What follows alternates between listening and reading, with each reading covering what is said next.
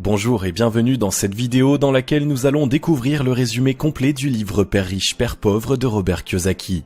Ce livre d'éducation financière fait partie des plus grands succès de Robert Kiyosaki.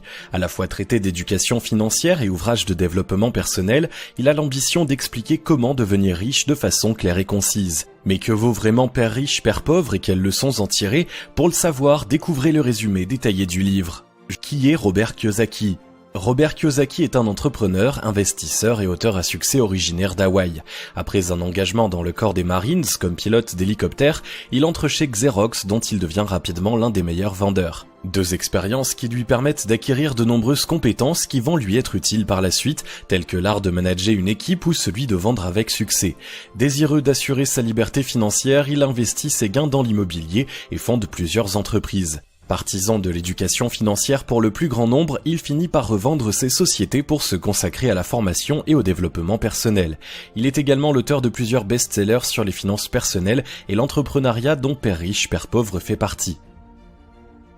Père riche, Père pauvre, résumé du livre. Introduction.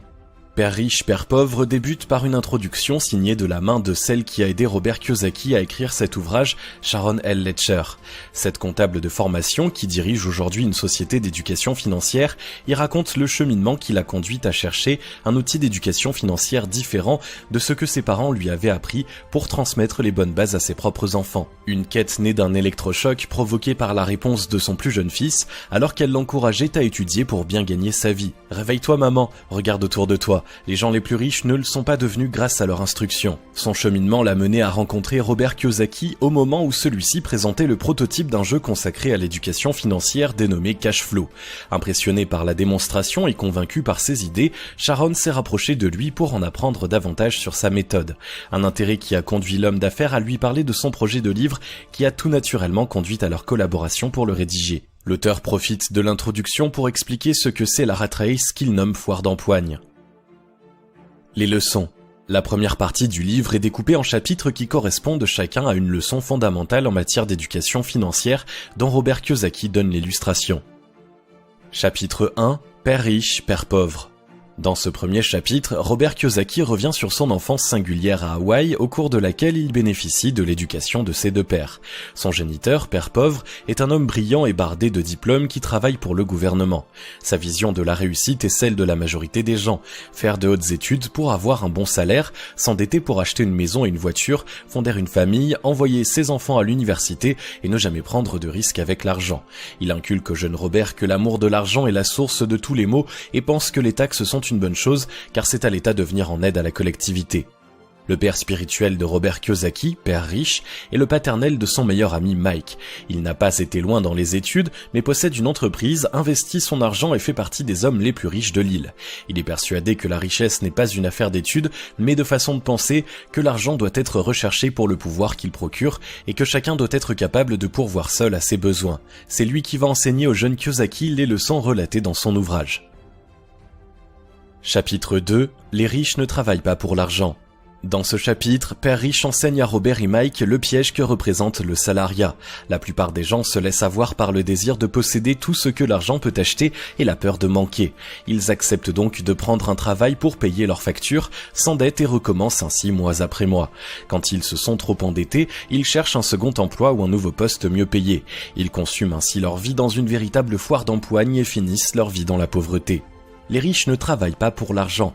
Ils se servent de leur réflexion pour réussir et sont capables de fournir des efforts sans être rémunérés s'ils savent que cela finira par payer dans le futur.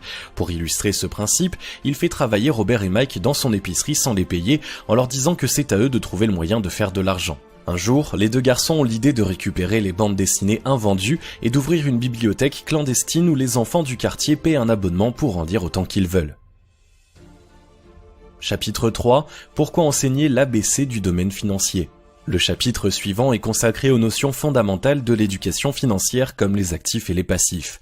Un actif produit des revenus réguliers, tandis qu'un passif coûte de l'argent et perd de sa valeur au fil du temps. Pour devenir riche et le rester, il est nécessaire d'acquérir des actifs. Si votre argent ne sert qu'à financer des passifs, vous ne dépasserez jamais le stade de la classe moyenne dans le meilleur des cas. Chez la plupart des gens, le flux de trésorerie généré par le salaire est directement absorbé par les dépenses courantes. Ceux qui ont un bon salaire dilapident le reste dans des passifs. Plus leurs revenus augmentent, plus leurs frais augmentent, ce qui a vite fait de transformer le rêve d'une augmentation de salaire en cauchemar. Chez les riches, en revanche, les actifs génèrent des revenus qui servent à en acheter encore davantage. Ils deviennent de plus en plus fortunés car ils diversifient leurs revenus et n'immobilisent pas d'argent pour acheter leur résidence principale. Chapitre 4. Occupez-vous de vos propres affaires. La leçon suivante de Père riche, Père pauvre traite de l'importance de s'occuper de ses affaires, c'est-à-dire de travailler pour soi au lieu de passer sa vie à être un employé au service des affaires d'un autre. Robert Kiyosaki s'appuie sur l'exemple de Ray Kroc qui a permis au géant McDonald's de devenir le plus grand propriétaire immobilier au monde. L'objectif premier de la marque n'est pas de voir ses franchisés vendre le plus de hamburgers possible, mais d'installer ses restaurants sur les meilleurs emplacements possibles pour les faire payer ensuite aux franchisés. Kiyosaki détaille ensuite les différents actifs dans lesquels il conseille d'investir. Création d'entreprises, actions, obligations, fonds de placement, immobilier, rachat de dettes, droits d'auteur, tout ce qui peut générer de la valeur d'une manière générale. Il conseille à tous ceux qui veulent devenir riches de suivre son exemple. Employé chez Xerox, il a investi la plus grande part possible de ses revenus avant de finir par quitter la société pour gérer son propre business. Chapitre 5. L'histoire des taxes et le pouvoir des entreprises. La quatrième leçon de Père riche, Père pauvre porte sur les impôts. Le Père riche de Robert Kiyosaki lui explique que les impôts ont été créés pour stimuler la croissance économique en prenant de l'argent aux riches. Mais cette mesure n'est pas productive car les riches sont capables d'échapper à la plupart des taxes via l'optimisation fiscale. L'une des différences entre les riches et les salariés, c'est que les salariés touchent leur salaire, paient leurs impôts et dépensent ce qu'il reste. Les riches, quant à eux, gagnent de l'argent via leur entreprise, le dépensent en réinvestissant les bénéfices et paient leurs impôts sur ce qu'il reste. Ils peuvent donc se payer en premier avant de payer l'État. L'auteur évoque également les clés indispensables pour faire fortune qui constituent ce qu'il appelle le QI financier. Maîtriser la comptabilité, mettre en place une stratégie d'investissement, faire jouer la loi de l'offre et de la demande, connaître le droit des affaires pour faire grandir son business. Chapitre 6. Les riches engendrent l'argent. Dans ce 6e chapitre, Robert Kiyosaki révèle la leçon suivante enseignée par son père riche. L'argent n'existe pas, il est ce que l'on convient qu'il est. Cela signifie qu'il est important de créer sa propre source de richesse en saisissant toutes les opportunités.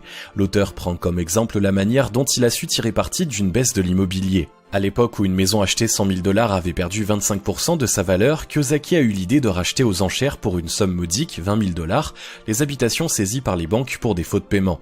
Il les revendait ensuite le triple de ce prix.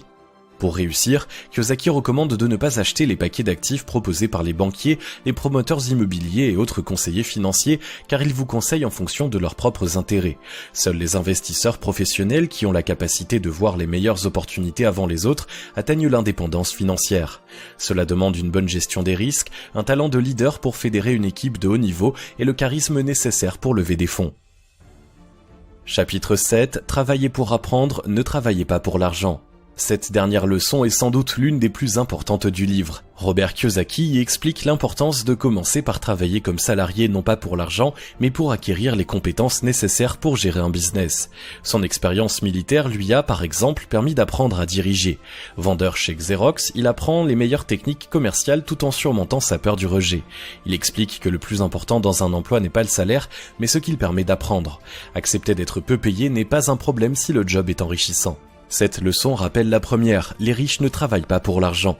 L'homme d'affaires explique la nécessité de réformer le système éducatif qu'il accuse de former des spécialistes d'une seule tâche, dont la vie se résume à courir de paye en paye jusqu'à la retraite et non des individus éclairés et autonomes. Il insiste sur la nécessité de la polyvalence d'une bonne connaissance du marketing pour vendre.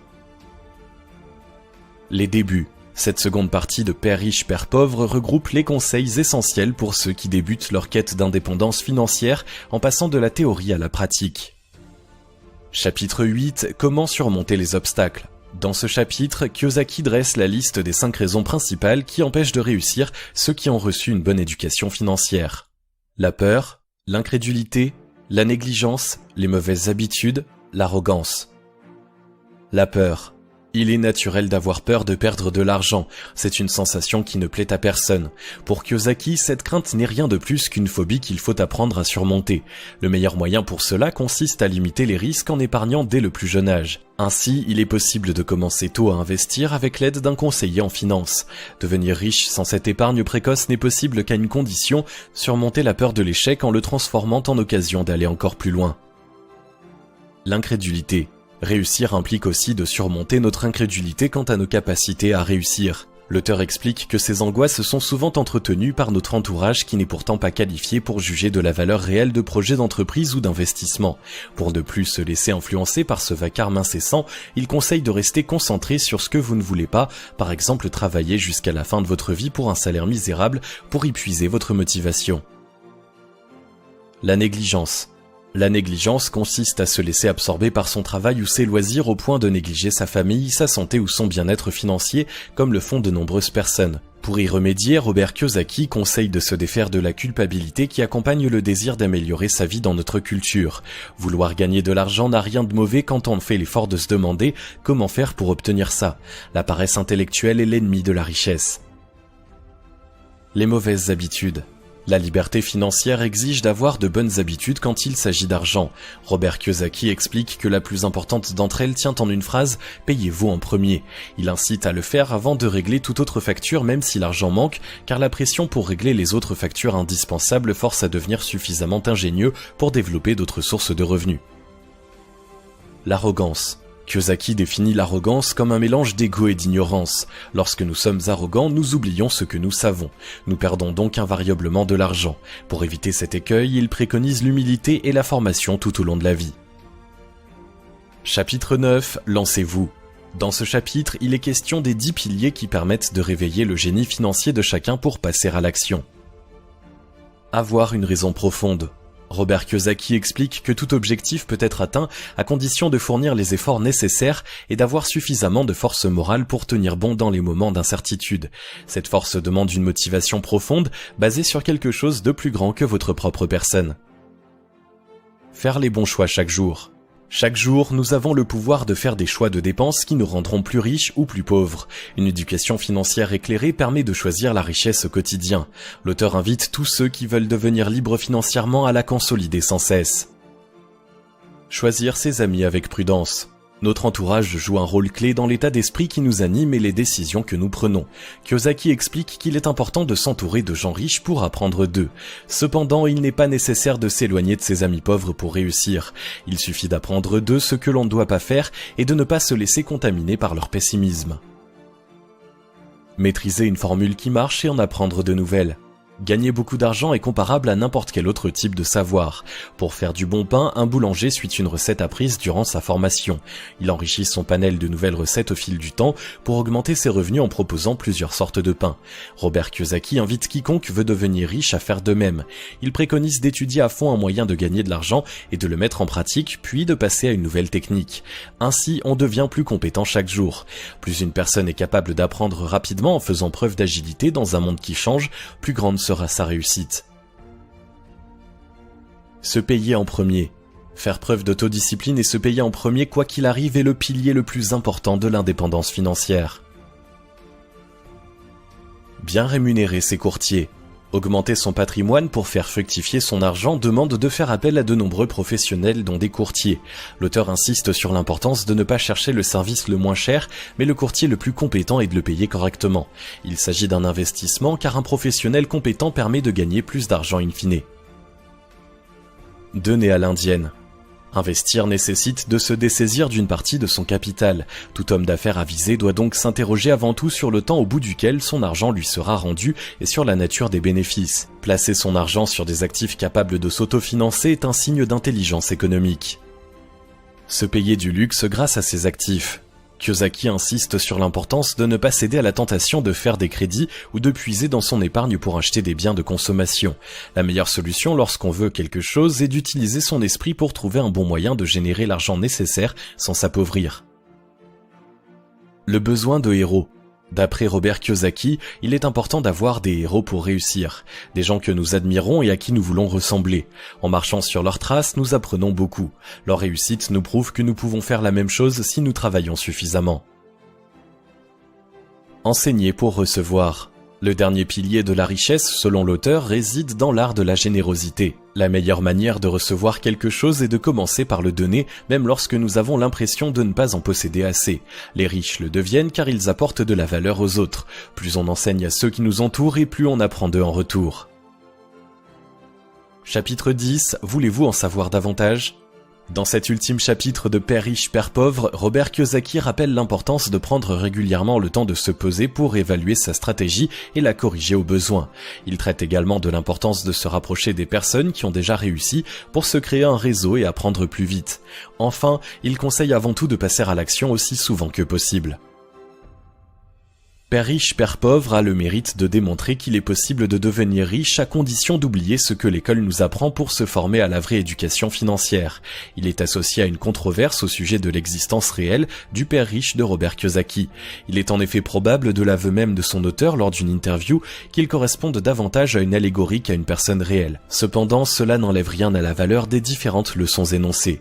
Un livre inspirant à recommander pour celles et ceux qui veulent prendre leur avenir en main.